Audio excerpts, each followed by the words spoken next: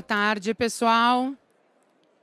Bom, vamos começar aqui com o painel Gestão de Receitas na Era da Complexidade, Aprender e Direcionar com Dados e Inteligência Artificial.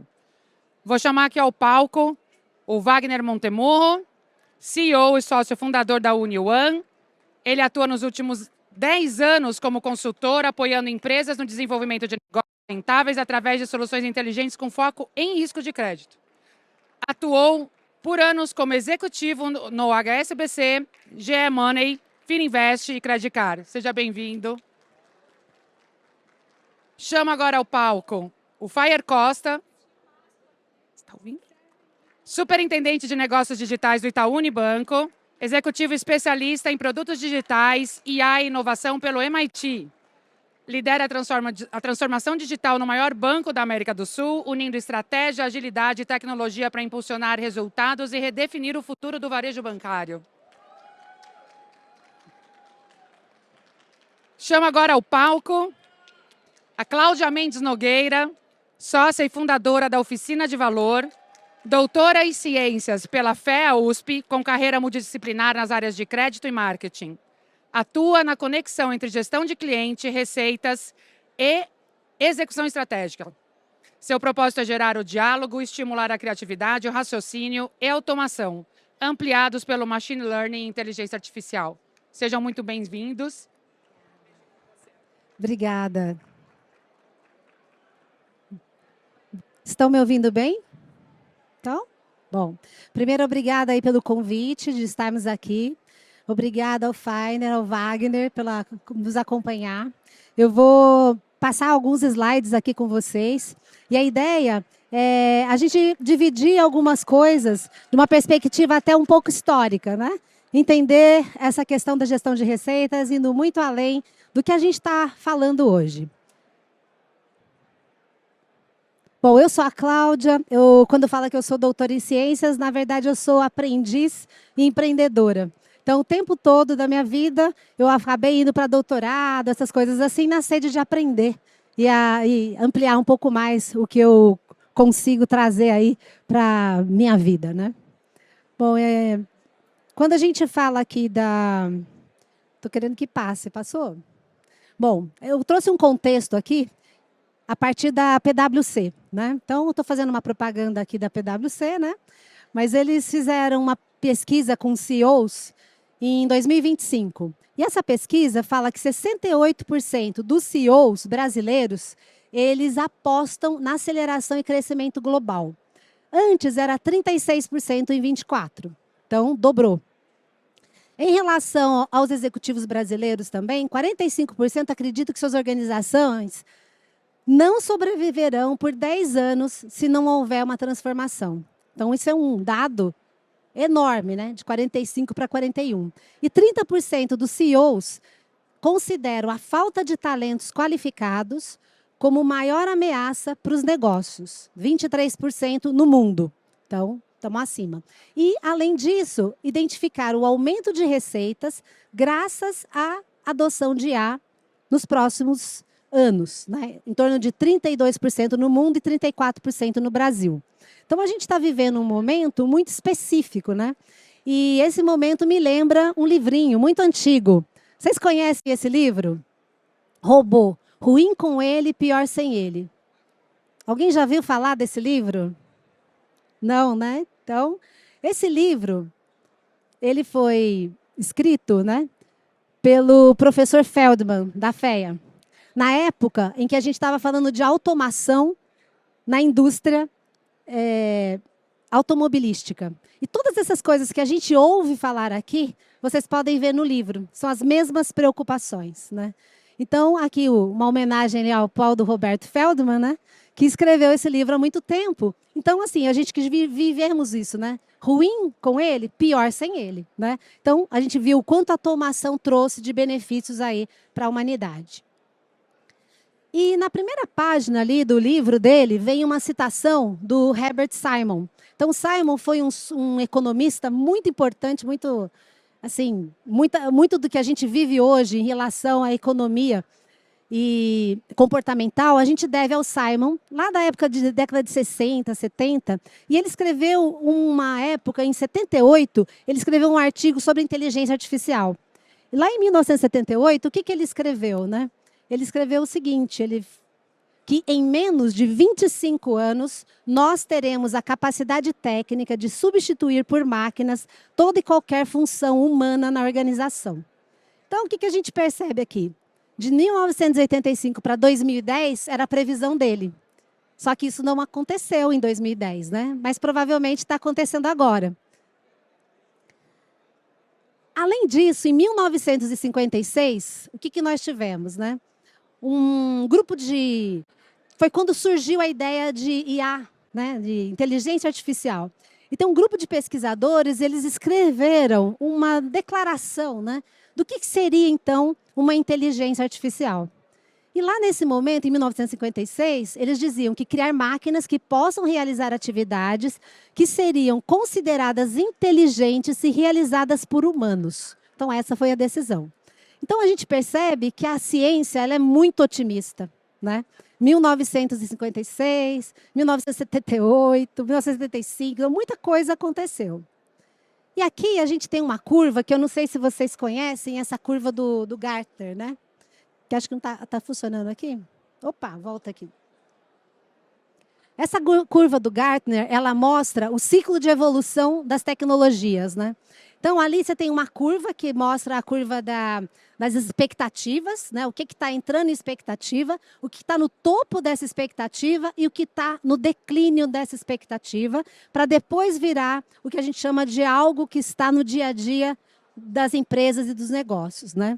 Então, quando a gente olha para essa curva, que ela é de 2024, né? Talvez todas essas tecnologias estejam em outro movimento hoje, você percebe que elas estão na ladeira da desilusão. O que significa estar na ladeira da desilusão para o Gartner, né?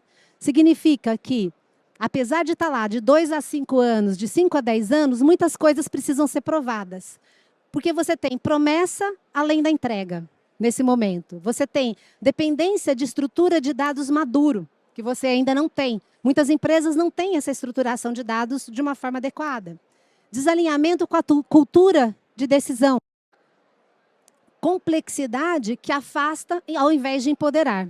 Então, as pessoas às vezes ficam com medo e não seguem adiante. Já tem o Rogers, que eu gosto de falar dele, que ele é da década de 60. E ele veio falar sobre a adoção de tecnologia na agricultura. E ele que desenvolveu esse gráfico, né, que mostra a curva de adoção, onde você tem os inovadores, os primeiros adébitos, os que estão lá numa maioria inicial, para depois os caras que são os retardatários. E isso vem sendo usado desde 1960 para lidar com tecnologia o tempo todo, né? Então, todo mundo usa o modelo de Rogers. E o Rogers falava o seguinte, olha, se é compatível com o que eu sei, se me traz uma vantagem relativa, eu vou usar. Senão, só existem barreiras que precisam ser exploradas. Por que o celular foi tão rápido? Por que o GPT é tão rápido? Por quê? A vantagem relativa e o custo vale a pena. Então, as pessoas entram naquele novo processo. Okay? Até eu coloquei ali, mas não vai dar tempo, mas eu perguntei para o GPT, né? Se Rogers fosse vivo, o que ele diria sobre a adoção de novas tecnologias para os empresários atuais? Né? Então, tem um recadinho que como é que ele falaria, o que é que ele falaria para as pessoas. Né? E, principalmente, né, o problema não é tecnologia e a maior barreira da adoção não é técnica, ela é cultural. Okay? E por que isso importa hoje? Né? Porque quando a gente olha, né, e vê que não depende da tecnologia em si, mas de como a gente está reagindo à tecnologia. Então, primeiro, vocês podem imaginar que o ChatGPT chegou primeiro nas pessoas físicas do que nas pessoas jurídicas até. Né? E agora as pessoas jurídicas estão tendo que correr para ir atrás, para entender todo esse processo. Mas o processo dentro das empresas é muito mais complexo, né, do que de uma pessoa física. Depois, lá na década de 80, alguém fez uma releitura desse modelo do Rogers e criou um livro chamando traduzindo, né? Cruzando o abismo, né? Ou cruzando, na verdade, a tempestade. E esse livro ele foi muito interessante, por quê? Porque ele fala que entre a minoria que começa a adotar uma tecnologia e a maioria que vai adotar essa tecnologia, tem um gap muito grande. A tecnologia pode não ir à frente se ela não passar nesse pedacinho ali que a gente está vendo de uma curva de tecnologia, ok?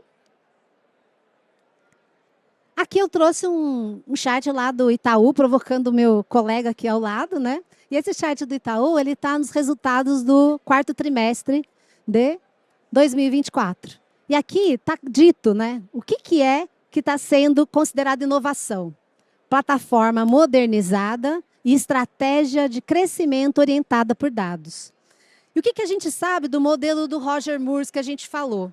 Que quando alguém muito grande, poderoso, assume que, olha, eu vou adotar essa tecnologia, significa que ela já está aí para todo mundo.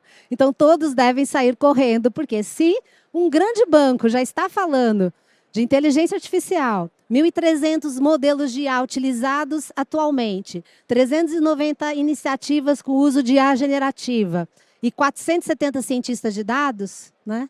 Então, a gente sabe que essa inovação que começou lá atrás já está entrando para o dia a dia realmente das organizações. Fora isso, o que a gente tem, né? Comparação anual. Então, pegar o balanço do Itaú em primeiro trimestre de 25 com o primeiro trimestre de 24. O que a gente percebe? Tecnologia cresceu 21,4%. É um sinal claro de prioridade estratégica.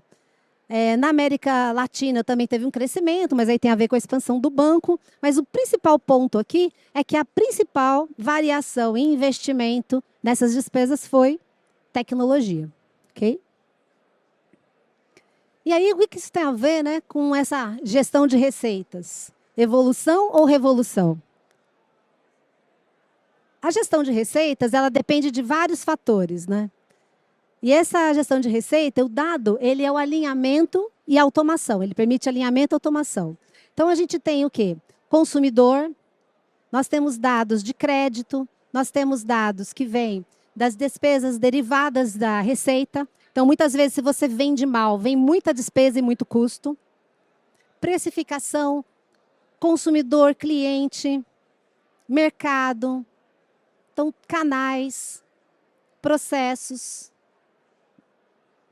pessoas, tecnologia, cultura, fluxo de caixa.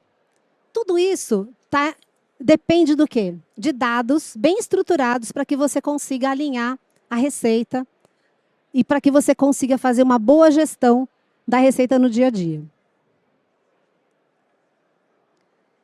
E aí a gente pergunta, né? Em que era da gestão de receitas a sua empresa está? Então, a gente sabe que tem empresas, ainda hoje, que estão na era contábil. Que mal o banco, a receita está batendo no balanço.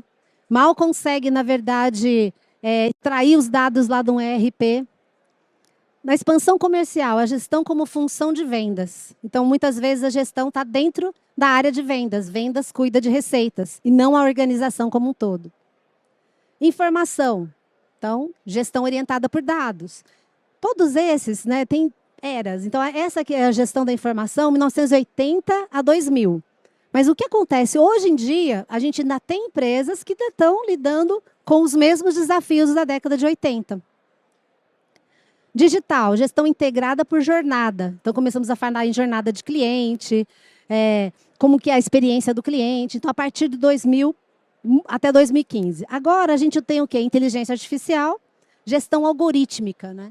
Então, quando fala em inteligência artificial, a gente tem tanto machine learning quanto a AI generativa, como deep learning. Então, são tecnologias diferentes dentro de um mesmo campo de conhecimento. Então, hoje em dia, se você falar, olha, eu consigo fazer a minha gestão de receitas a partir de algoritmos, eu acredito que sim, é muito provável e muito possível, porque você tem que ter previsibilidade, principalmente da receita, para entender o que você vai fazer na empresa em 2, 3, 4, 5, 6 meses. E o futuro próximo, né? Que a gente fala de uma gestão com propósito e de forma adaptativa. a partir de 25, 30. Então, tem gente que fala, olha, falar em ESG hoje é besteira, né? Ah, isso não vai colar. Mas, provavelmente, em 2025, a gente já esteja lá com uma ponta importante disso, e lá em 2030, isso seja extremamente relevante no momento. E o que não muda, né, na verdade? Né? O que não muda é a essência. Né? O consumidor, ele sempre busca o quê? Valor percebido, confiança nas relações, conveniência, simplicidade, sentir-se ouvido, compreendido e tomar decisões que façam sentido. É que o Wagner sempre fala, né, a gente conversa bastante, é o básico bem feito. Né? Então, todas essas tecnologias estão aí para quê?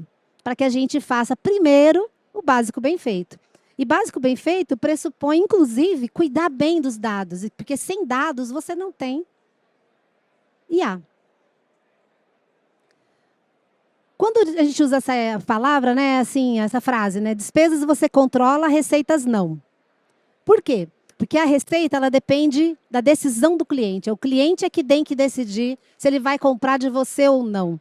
A despesa você corta, né? Agora, a receita, você depende dessa influência. Então, a receita ela é uma decisão que não está dentro da organização, mas a organização pode influenciá-la.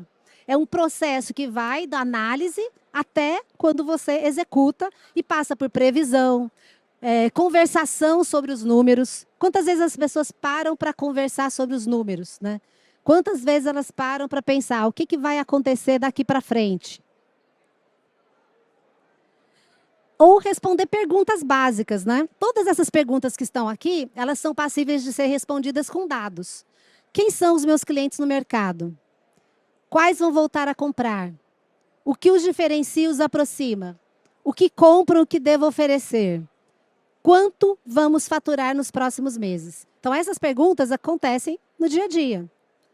Qual a necessidade, então? É seleção objetiva de dados, trazer essa visão aumentada para o machine learning, uma visão única do cliente, parâmetros de previsão, insights acionáveis e essa execução através de inteligência artificial. E o dado ele deve alimentar a conversa e o raciocínio, né? Entre as pessoas e áreas. O dado não existe só para você criar modelos ou ficar na área de tecnologia ou com os especialistas de dados. Ele é para estar dentro da organização para que se possa haver uma conversação mais inteligível sobre o que vai acontecer dentro das empresas. Tensões e conhecimentos, né? O wallet share não é infinito. As pessoas precisam dividir essa questão do entender que a carteira do cliente ela não tem fim, não é que ela é infinita, né? Algoritmos moldam comportamentos, mas eles também deixam as pessoas exaustas. Fragmentação da atenção, lealdade e fidelidade. E quando a gente olha para essa frase das despesas você controla, a receita não, você olhar o dado do ponto de vista do contexto, da experiência e da confiança. Então, por que muitas empresas estão perdidas, né? Então, foco excessivo em tecnologia, métricas que ignoram percepção de valor. Acho que não está indo aqui para cá, né? Falta de conexão entre o real e as áreas internas, estratégia de relacionamento automatizada e esquecimento do básico, servir às necessidades humanas. E essa falta de capacidade interna para lidar com os dados, ela gera muitos momentos de estresse, né? E muitas vezes as pessoas não conseguem tomar uma decisão simplesmente porque elas não estão com uma informação na mão. E aí, a gente fala aqui de um outro autor que é pense rápido e devagar. O que ele quer dizer com isso? Algumas coisas a gente tem que pensar rápido. Se alguém vem me atacar, eu vou pensar rápido e vou sair correndo. Para algumas coisas, a gente tem que pensar devagar.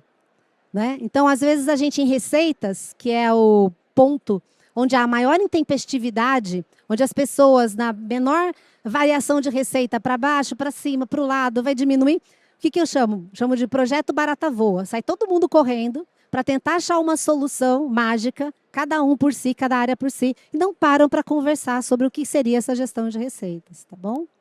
Então, a reflexão que a gente traz a partir principalmente desse livro do Kahneman, que fez um trabalho com o Tversky também, é que muitas vezes a gente é mais parecido com o ChatGPT do que a gente pode imaginar. Porque, às vezes, na falta de informação, a gente inventa. A gente acha que está sabendo. Só que a gente tem muito o que a gente chamado de vieses cognitivos. E esses vieses cognitivos, eles podem ser melhor trabalhados se a gente lidar com os dados, ok? Bom, gestão de receitas, então, não é uma coisa simples, certo? A gente tem dados fazendo essa conexão, mas ela depende da cultura. Então, é um tripé: tecnologia, processos e pessoas para lidar com a cultura. E essa gestão de receitas, ela é muito mais do que um departamento, um chefe de... o chefe de Revenue Officer, quer dizer, não é isso que vai resolver o problema, é um contexto da empresa como um todo. Essa é só uma abertura, né, para a gente dizer também que máquinas e algoritmos, ruim com eles, pior sem eles. Então, estamos no mesmo momento da época lá da automação. Obrigada, desculpa me estender aqui. Muito bom, muito bom. Alô? Quem está no painel 3 aí, levanta a mão. A gente está falando de receita. Quem aqui, independente do negócio, tem preocupação com receita no seu negócio? Levanta a mão. Cara, então a gente está falando de um problema comum e a forma da gente gerenciar isso e administrar está por trás de toda essa complexidade que a Cláudia levantou. E eu queria pontuar alguns cenários que a gente acabou conversando um pouco antes. Primeiro, tem situações onde a quebra de paradigma é necessária, né? Então, senão você não consegue evolução, independente, inclusive, de custo. Se a gente for falar da época, hoje homenageado o seu Alvarenga, ele teve que quebrar barreiras para poder introduzir um método objetivo de decisão de crédito, uma coisa que hoje a gente fala como uma coisa simples. Então, eu acho que esse é um primeiro ponto. Segundo, você falou do básico bem feito. Tinha um chefe que falou assim: cara, primeiro anda, depois corre, né? Não queira correr antes de dar o primeiro passo. Então, a gente tem que entender o nível de maturidade das organizações. Então, a gente está aqui, e eu queria agradecer a oportunidade de estar aqui com o Fainer e a Cláudia, agradecer o Fernando Manfio e a Tati pelo convite, de estar compartilhando aqui com vocês e aprendendo um pouco, apesar de não ser a minha área de origem, eu tenho um interesse enorme por esse assunto. Então, a gente está falando de maturidade, do nível de maturidade. Então, a gente está aqui com um representante do Itaú, que a gente sabe que é um grande banco, maior banco, que tem um nível de maturidade, mas a pergunta básica é o seguinte: a receita começa onde, Cláudia? A receita, ela começa no planejamento, no meu entendimento. E não um planejamento que é um planejamento de longo prazo, aquelas manipulações absurdas que você faz para pensar o futuro. Não. Ela começa no curto prazo. Qual a receita que a gente quer para os próximos 4 meses? Por quê? Porque nesse momento você é obrigado a fazer a todas as pessoas que estão no dia a dia pensarem sobre a questão de receitas. Senão, ela fica com um planejamento de longo prazo, de empresas, de áreas que estão dentro do planejamento e não chega na organização. Então, você tem que trazer a área comercial, você tem que trazer a área de compras, você tem que ter as várias áreas para esse processo. E, para isso, você precisa de uma boa predição. Porque não adianta nada você fazer uma reunião ali, mas se você não tem uma previsão. Qual vai ser a previsão da nossa receita? Quanto que a gente vai faturar nos próximos 4 meses? Eu acho que começa por aí. Fainer, baseado nisso que ela falou agora, de planejamento, como essa transição que agora, recentemente, nos últimos anos, tem se acelerado, o Itaú está se posicionando em relação à geração de receita, a negócios com essa transformação digital? Olha, primeiro um prazer estar aqui com vocês e compartilhar um pouco com todo mundo o que a gente está enxergando, tá, Wagner? Quando a gente fala de receita, um pouco do que a Cláudia falou, não é responsabilidade de uma área que é o Chief Revenue Officer, mas é responsabilidade, principalmente numa organização do tamanho do Itaú, de cada um dos negócios, de cada uma das áreas adjacentes, seja o crédito, seja a área de recuperação. Hoje tem vários painéis aqui de recuperação, muito ricos por sinal. Então, todo mundo contribui na formação dessa receita. Eu acho que uma das maestrias grandes que o banco tem e que vem fazendo ao longo do tempo é a capacidade de antecipar as próximas grandes fontes de originação de receita. Então, vocês talvez tenham acompanhado agora vários produtos digitais que a gente lançou num contexto mais recente, e isso é necessário porque os concorrentes mais digitais também começaram a lançar esses produtos, e são produtos com características até ligeiramente diferentes dos produtos mais tradicionais, que a gente está chamando de produtos made for digital.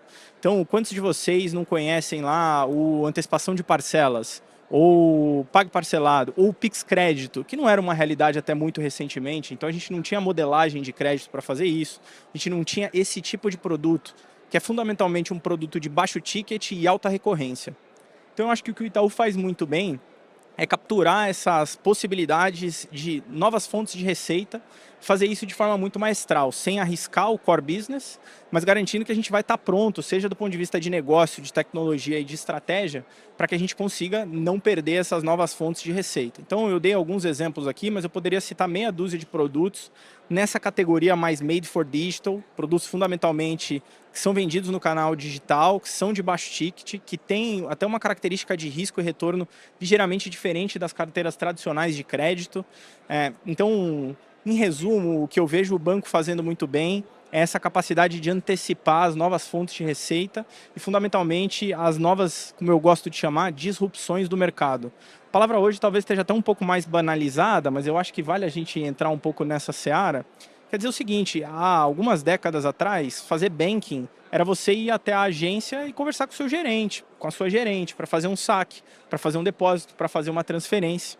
Depois, a evolução da tecnologia, e aí a Cláudia muito bem pontuou que não é a tecnologia pela tecnologia, mas é a tecnologia destravando novas fontes de receita, colocou lá na agência o caixa eletrônico. Então você tinha muito mais capacidade de gerar negócio no caixa eletrônico do que você tinha só nos seres humanos. E aí veio o Bankline, e aí veio o Bankphone, e aí a gente teve o Internet Banking, e mais recentemente a última disrupção tecnológica, descontinuidade tecnológica que a gente teve, foi a computação massiva em cloud. O que isso permitiu? Duas coisas. Primeiro, permitiu que os smartphones acelerassem muito em disseminação, então a curva de adoção dos smartphones, especialmente no Brasil, foi muito acentuada. E por outro lado, um custo unitário de transação muito mais barato. Com o advento da computação em cloud e de toda a população com o smartphone na mão, adivinha o que aconteceu? O advento dos bancos digitais. Então, se durante 100 anos você precisava ter uma agência, uma rede de distribuição, um sistema complexo de brick and mortar, de tijolo, para poder operar um banco, essa última curva de disrupção proporcionou que a gente não precisasse mais de toda essa infraestrutura, e aí vieram os concorrentes digitais que vocês já conhecem, etc. Ou seja, eles surfaram muito essa onda e de alguma forma a gente conseguiu ir atrás enquanto um banco incumbente, e agora as experiências e a capacidade de fornecer produtos e serviços nos canais digitais, elas estão equiparadas, e quando a gente começa a olhar que está todo mundo mais ou menos fazendo a mesma coisa no mercado, segundo a literatura, esse é um momento de uma nova curva de disrupção. Então, dado que agora está num platô novamente, como a gente estava lá atrás com o Internet Banking, é muito provável que alguma nova tecnologia vá provocar um deslocamento da capacidade de geração de receita, como aconteceu nesse universo da transição para o mobile first. Então é um pouco disso que a gente está vendo, assim, e antecipando já essas próximas curvas de geração de receita. Bacana, bacana.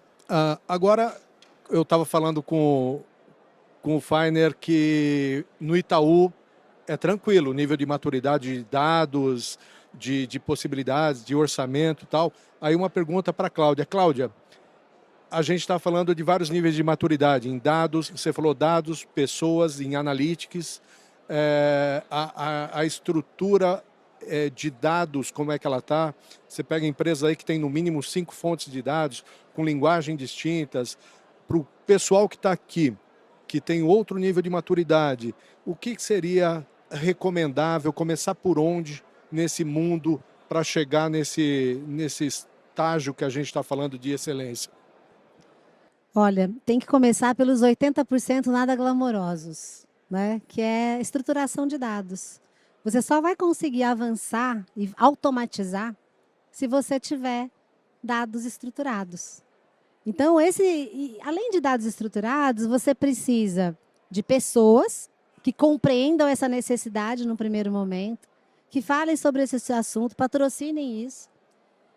Tecnologia, mas agindo de forma intencional sobre uma cultura. Porque a empresa, ela é o que ela é. as pessoas que estão ali, o jeito de trabalhar, né? Então, se até ontem eu não usei dados para fazer nada, eu vou continuar achando que trabalhar com dados vai dar muito trabalho. Então, não vai priorizar. Então, é necessário uma priorização estratégica, e essa priorização estratégica ela vem de cima para baixo. Não adianta um cara chegar lá e querer resolver o problema da empresa se o gestor e a gestão da empresa não está totalmente ligada nisso.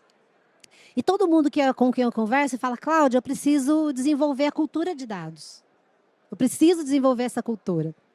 E ela precisa também de um tripé, pessoas, processos e tecnologia. Sem isso, não vai dar para criar essa cultura de dados. Quer comentar alguma coisa, Fanny? Eu concordo em absoluto. Eu acho que, por um lado, é mais prevalente a gente estabelecer uma nova cultura, como a cultura de dados, que a gente já vai fazendo há talvez 15 anos no banco. Por outro lado, dada a magnitude, é sempre complexo. Então, eu concordo bastante com o ponto da Cláudia, assim. Começa por você instalar uma cultura, por você desenvolver uma plataforma e por você ter pessoas que estão olhando para essa direção. Então, eu acho que independente do tamanho da empresa, o desafio de instalar a cultura e promover as bases que são necessárias para você chegar lá, eles são fundamentais. Sem isso, nada acontece. Muitas vezes, numa empresa grande, a gente toma isso por garantido, né? Por outro lado, tem uma série de pessoas ali fazendo o trabalho de 80% não glamuroso, estruturar os data lakes, de garantir que todos os sistemas produtos, e aí não são 5, 6, são centenas, pode acreditar, Wagner, estão convergindo para um mesmo lugar, com essa mesma plataforma tecnológica, e que as nossas centenas de milhares de pessoas estão sendo capacitadas também para estabelecer essa cultura de dados. E eu queria só complementar que essa cultura, ela não se estabelece assim do dia para a noite, né? Ela é intencional. Cada coisinha que você vai fazer tem que estar voltado para estimular essa cultura de dados, né? Então, quando qualquer coisa, você vai contratar um trainee, tá ligado a essa questão. Você tem que trazer tudo para esse novo universo. Senão, você não vai conseguir fazer a diferença. Você sabe que a Uniwan está no mercado há 12 anos e com desenvolvimento de modelos. E eu sou chamado às vezes porque o cara ouve falar que modelo estatístico resolve. Seja para crédito, cobrança. E aí as perguntas básicas. O que você quer resolver? Qual é o teu objetivo? Você tem dados? Tem histórico? Eu já tive situação que não tinha histórico. Não guardava histórico. Tinha uma empresa de mês a mês, assim. Eu falei, como é que você vai desenvolver modelo? Vamos começar do básico do básico. Mas agora, falando de soluções, supondo que você tem os dados estruturados, você precisa desenvolver os modelos, né? E hoje a gente tem metodologias muito mais sofisticadas, né? Então você fala de modelos ontológicos, semântica, e tem os modelos tradicionais. Alguns respondem mais rápido que os outros. Como é que vocês encaram a utilização dessas metodologias de desenvolvimento de modelos? Perfeito. E é interessante porque essa é uma decisão muito sensível e até uma decisão estratégica, porque em algumas aplicações, em alguns casos de uso, você precisa que a resposta seja muito rápida. Em outras, você precisa que a resposta seja muito acurada. Em alguns momentos, você quer customizar mais o tom de voz, talvez, do modelo, como ele toma a decisão, quais variáveis ele prioriza. Então, eu acho que, pelo menos da forma como a gente vem fazendo isso lá no banco, e agora eu estou responsável pela tribo, pela comunidade, que olha toda a parte de inteligência artificial generativa, então a gente tem os nossos irmãos que olham outras técnicas de inteligência artificial, a gente olha mais a generativa. Na generativa, especialmente, Wagner, tem muito desse cunho de você tem modelos que são muito mais baratos, mas eles não são tão inteligentes quanto outros. Então, o que a gente tem procurado fazer é garantir que toda a nossa plataforma e até as nossas pessoas, elas estão habilitadas a entender que não é um modelo só, e aí eu vou tomar a liberdade de falar da OpenAI, que hoje talvez seja a mais conhecida, e obviamente a gente está usando também os modelos da OpenAI, mas que essa não seja a única one size fits all. Então, a gente tem à nossa disposição, dependendo da aplicação, vários tipos de modelos, alguns open source, alguns proprietários, alguns que são de empresa a gente consome via API, alguns outros que a gente roda dentro da nossa própria cloud para garantir idempotência dos dados, garantir toda a compliance com LGPD e assim por diante. Então, eu acho realmente que não há uma bala de prata, como você falou, vai depender muito de qual é a aplicação. e garantir que o time entenda isso e que deve selecionar o modelo certo, a técnica certa, o contexto correto para usar de acordo com um problema específico que você quer resolver, eu acho que essa é a chave do sucesso. Porque quando você começa a instalar a cultura de dados, você corre o risco de todo mundo achar que agora que temos um martelo, vamos sair achando que tudo é prego. Isso não é verdade. Tem pregos específicos para martelo, tem parafuso que você vai precisar de uma chave de fenda. Então eu acho que ter também embutido na cultura, tem um arcabouço de técnicas que podem ser utilizadas, eu acho que isso é chave. Hein, Cláudia, eu acho que, assim, voltando ao ponto que você mencionou, que você precisa adaptar a solução à tua necessidade. E os modelos tradicionais, como é que você os vê? Então, o que eu vejo, né? Os modelos tradicionais, vamos falar de regressão logística, vai? Mais tradicional que poderíamos falar aqui, que até hoje estava estampada a fórmula de uma regressão logística aqui numa das apresentações, né?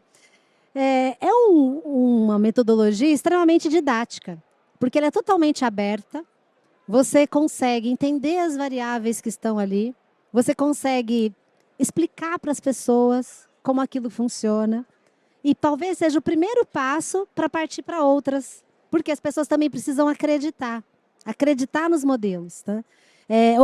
As variáveis têm que estar abertas, para as pessoas entenderem aqueles indicadores e como eles influenciam no negócio. Então, sempre começar do mais simples e usar tudo que puder, dependendo do quê? Do custo e do benefício. Do time que você tem, né? Então, até hoje, se você rodar lá uma regressão logística, alguma outra regressão, né? Vão dar muito próximas, assim, os resultados, né? O que você tem, às vezes, é uma caixa preta ou não uma caixa preta.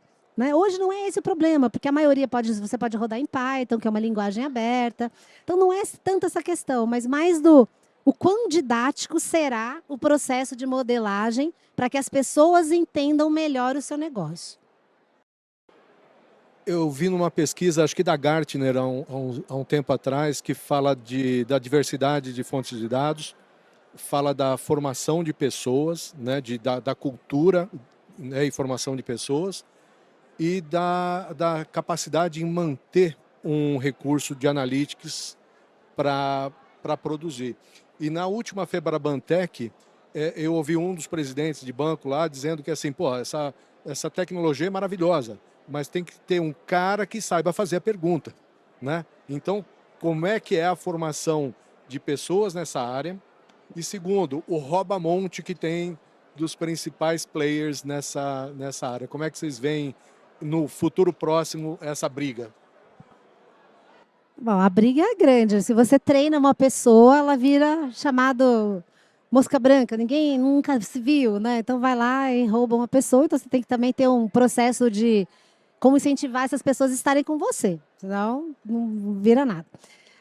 Quando você fala dessa questão de treinar e aprender ali, né? Eu vejo que algumas... Repete a pergunta para mim, me deu um branco aqui. Não, eu falo na formação e manutenção das pessoas, como mantê-las. Ah, sim. Porque, assim... essas pessoas, geralmente quem trabalha nessa área, você retém muito com desafio. Com certeza a remuneração, porque a remuneração não é baixa, né, para essas equipes, mas muito por desafio. Então, um exemplo. Eu gosto muito de um tema chamado redes bayesianas, que ainda está por vir, né? Virar fortemente no dia a dia da decisão de crédito, inclusive, porque os parâmetros ficam abertos e você trabalha com uma relação causal e não só com uma relação de correlação. Então, se você tem, às vezes, um recurso que gosta de pesquisa, então você tem que trazer para reter, você tem que estar trabalhando com o que está no dia a dia e também tendo um componente de pesquisa para que essas pessoas fiquem. E elas também têm que entender que aquilo que elas estão fazendo está sendo usado na prática. Que elas não estão ali simplesmente fazendo uma série de coisas que depois não vai para uma execução. Então, entender o impacto na automação e tudo mais. Eu acho que o ponto é ótimo, assim, e capacitar as pessoas, mais uma vez, pode parecer até clichê, mas eu acho que não tem, de novo, uma bala de prata. Eu acho que seja numa organização do tamanho do banco, seja nas startups que eu fundei lá, que tinham poucas dezenas de funcionários, métodos conjuntos eles vão garantir o sucesso. Então, na minha concepção, a primeira coisa que você faz é colocar isso na mão das pessoas. As pessoas, elas aprendem on the job, elas aprendem mexendo. Cérebro dos dedos. Exatamente, o cérebro dos dedos. Então, eu acho que disseminar e dar licença para todo mundo usar o GPT, o Copilot. Agora tem lá uma série de outras ferramentas, o Figma AI, que já gera os designs para você. Então, dá isso na mão dos designers, dá lá o GitHub Copilot, como a gente estava falando mais cedo, para os desenvolvedores. Dá as ferramentas para as pessoas começarem a ter um senso prático do que aquilo significa. Eu acho que esse é o primeiro passo. Depois você precisa de uma educação um pouco mais formal. Então, a gente realmente fez aqui no Brasil, com o Itaú, uma série de capacitações em escolas de ponta, como o INSPER, a Sampo, etc., para colocar as nossas primeiras altas lideranças, até em faculdades internacionais, depois a nossa média liderança também em faculdades renomadas aqui no Brasil, para entender um pouco o que os professores estão ensinando, o que a academia está fazendo nesse sentido, como as tecnologias funcionam e assim por diante. E talvez um terceiro pilar que eu considero também importante é as pessoas escutarem de pessoas que estão na fronteira. Então a gente tem trazido muita gente que está na fronteira mesmo do desenvolvimento lá na OpenAI, na Microsoft, no Google, etc. A gente tem essa sorte de poder convidar gente muito boa para estar lá com a gente e se relacionar com eles. Então a gente traz esse tipo de gente não só para consultar com nós, executivos aqui, que estamos liderando a transformação, mas também para bater papo com a turma, sentar ali com todas as equipes, centenas de pessoas no auditório, poder fazer perguntas, escutar um pouco do que está na cabeça dessas pessoas. Então, de novo, eu acho que tem várias técnicas, mas acho que as três fundamentais são essas. Dar as coisas nas mãos das pessoas para elas usarem o cérebro dos dedos. Depois você dá um pouco de educação formal, coloca elas numa sala de aula para elas começarem a entender do ponto de vista teórico o que é que aquilo significa. E depois traz gente que entende muito do assunto para bater papo, para conversar um pouco, para trazer um pouco dessa concepção do que está acontecendo no mundo. Eu acho que isso traz uma capacitação robusta, e aí tem uma série de outras pequenas ações que talvez sejam complementares. Do ponto de vista de retenção de talentos, eu tenho pouco a acrescentar ao que a Cláudia falou. Deixa as pessoas desafiadas, paga elas bem e garante que elas veem propósito naquilo que elas estão fazendo. Então, um pouco de como a gente tem feito ali o engajamento dos nossos talentos, é um pouco do que eu comentei com vocês. Eu realmente acredito que a gente está numa nova curva de disrupção e daqui a 5 anos o mercado ele vai ser diferente do que ele é hoje em 4 grandes dimensões, que não vai caber a gente cobrir aqui, mas tem 4 grandes dimensões que serão impactadas em qualquer cadeia de valor e de negócio. Puta, as pessoas entenderem que elas fazem parte disso e que daqui a 5 anos elas vão estar nessa fronteira de conhecimento, eu acho que isso não tem preço, sim. E aí as pessoas veem propósito naquilo que elas estão fazendo, têm muito mais vontade de aprender e de contribuir com o negócio. Então eu acho que engajar os talentos é um elemento chave para garantir que eles fiquem com a gente e não caia nessa guerra de todo mundo tentando roubar monte, como você falou, né, Wagner? Perfeito. Agora, talvez a última pergunta. Muda-se tudo de uma vez ou a gente continua naquela história de fazer testes estruturados para aprender a fazer receita? Eu acho que duas coisas, assim, nunca nada muda de uma vez, a natureza não dá saltos, eu acredito muito nisso, assim. Tinha um professor no MIT, quando eu estive lá estudando, que falava duas coisas. A primeira delas foi um pouco do que a Cláudia falou, assim, começa simples e só aumenta a complexidade se for necessário. Isso para mim é um mantra, assim.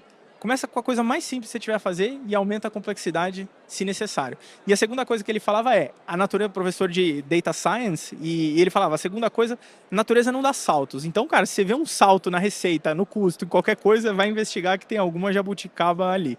Então, eu não acredito que a natureza dê saltos, tá certo, Wagner? Eu acredito que vai ser gradativo. Agora, se você for parar e olhar em retrospecto, nessa indústria que a gente está falando aqui, que é a indústria bancária, olha, o tempo que demorou para migrar a receita do caixa para um meio mais eletrônico, Bankline, etc., e que demorou para migrar do Internet Banking para o mobile, cara, essas distâncias têm se encurtado ao longo do tempo. Então eu acredito que por um lado não vai ser de uma hora para outra, por outro lado eu acho que essa próxima transição vai ser ainda mais rápida do que essa que a gente viveu.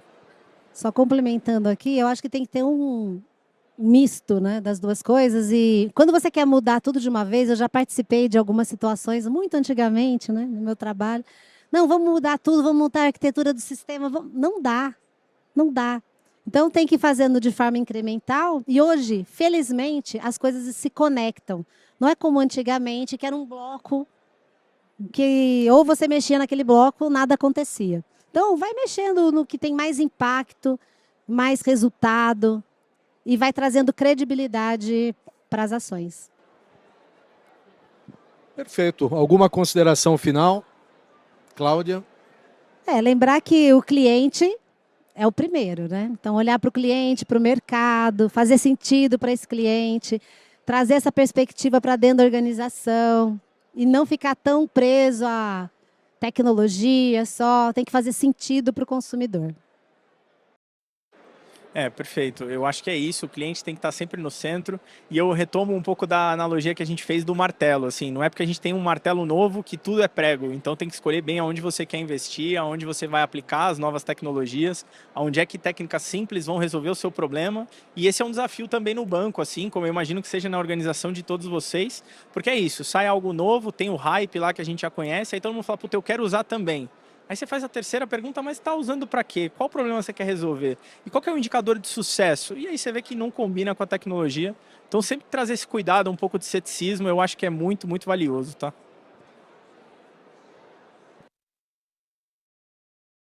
Implementação aqui, tá me ouvindo? Tá?